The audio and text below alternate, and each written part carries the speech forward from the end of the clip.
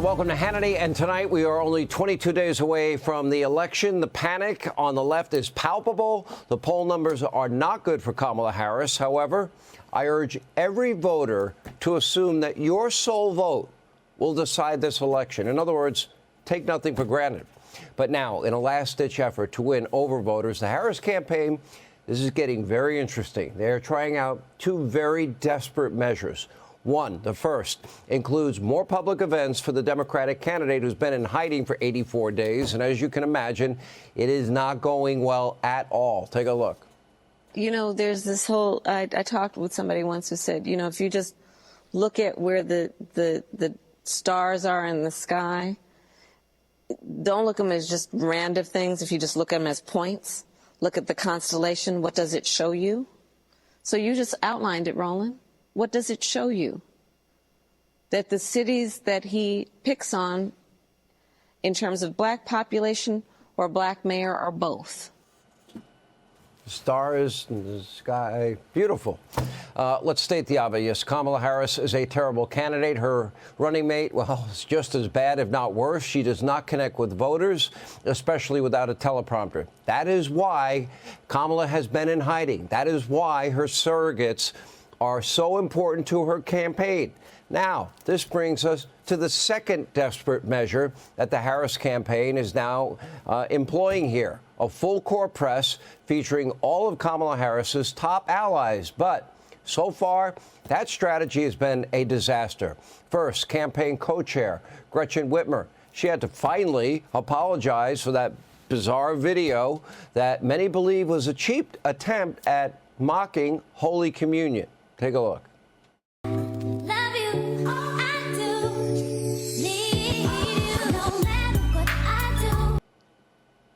And then Whitmer spent the next several days claiming, no, this was merely a promotion for semiconductor chips, and now has finally been forced to apologize for offending Catholics and other Christians. And at the same time, another Harris surrogate, Barack Obama. It didn't look like he really wanted to be in Pennsylvania before the speech. Only seemed to enjoy bashing Trump, which is the left's obsession. And there, he was scolding African-American men, even accusing them of sexism. Listen. We have not yet seen the same kinds of energy and turnout in all quarters of our neighborhoods and communities as we saw when I was running. Now, I also want to say that seems to be more pronounced with the brothers. And I'm speaking to men directly now. Part of it makes me think that, well, you just aren't feeling the idea of having a woman as president. And you're coming up with other alternatives and other reasons for that. Oh, maybe you're against women. Wow, those condescending remarks were not received well at all. Far-left activist Nina Turner even accused Obama of, quote, blaming black men for the Democratic Party's failures. The very liberal New York Magazine calling it, quote, Barack Obama's tiresome condescension towards black men. An op-ed in the Washington Post referred to Obama as the scolder-in-chief and advised the Harris campaign to, quote, steer clear of Obama's instinct for, quote, tough love. So after a heavy dose of judgment from the former president, in this case Obama, well, the Harris campaign continues with more surrogates, but equally insulting tactics. Harris is now promising, you know, a handout and cold hard cash up to 20 grand in forgivable loan forgiveness, loans that are only available to black entrepreneurs, that they would be the only ones able or eligible to receive it.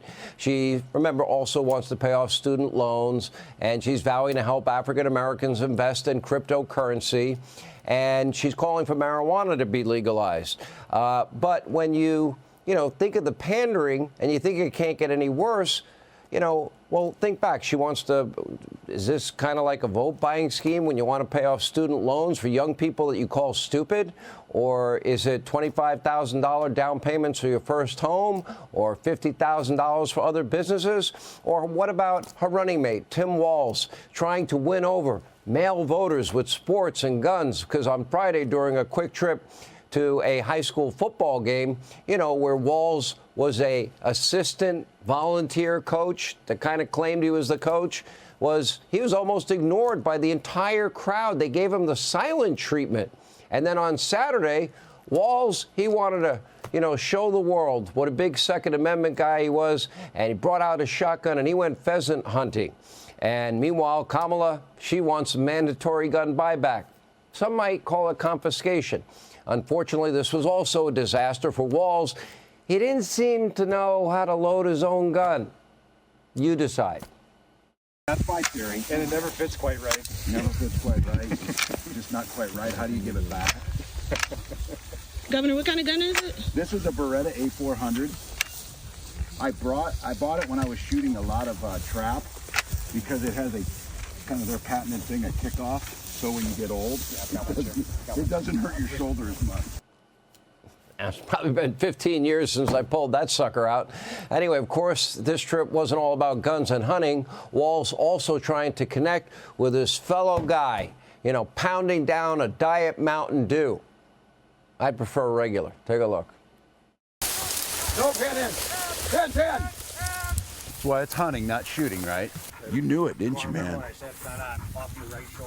And I'm going to grab a Diet Mountain Dew if we got one. I'm going to pound one down.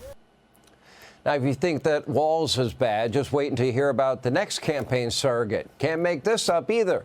In another desperate attempt to win over men, the Harris campaign turned to Bill Clinton. How you doing? Good to see you. Slick Willie, I'm back all by myself. Hillary's on vacation.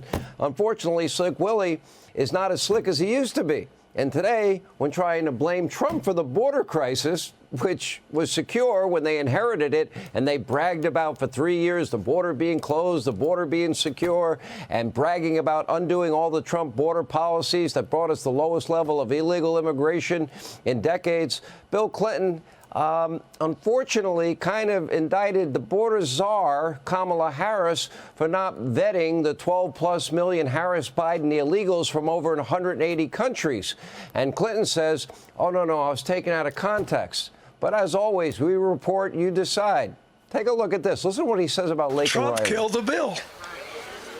The bill was being written by senior Republicans in the Senate. And he killed the bill. Why? You had a case in Georgia not very long ago, didn't you? They made an ad about a young woman who'd been killed by an immigrant. Yeah, well, if they'd all been properly vetted, that probably wouldn't have happened. But if they're all properly vetted, and that doesn't happen, and America is not having enough babies to keep our populations up. Okay. So we need immigrants that have been vetted to do work. Right. There wouldn't be a problem. And he couldn't keep people all torn up and upset. The bill was not a border security bill. Wouldn't have even kicked in unless 4,000 or 5,000 illegals first crossed into the country illegally. And then they had the discretion of whether or not they would actually enforce the bill, codifying their open borders policies. He's not telling the truth. An unvetted Harris-Biden illegal immigrant is accused of murdering Lake and Riley the same month that the Democrats' so-called border bill was voted down in the Senate. So nice try.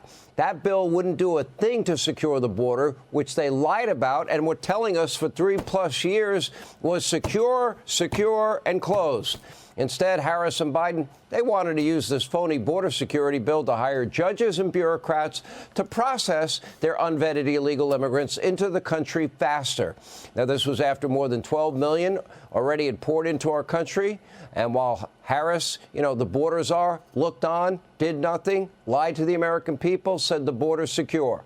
Thousands of convicted murderers, rapists, felons. Now we have known terrorists in our country. We don't know where they are, but we know they have terror ties, all because Joe and Kamala got rid of Trump's successful border protections, and they did it with a stroke of a pen on day one. They didn't need a bill in the first place.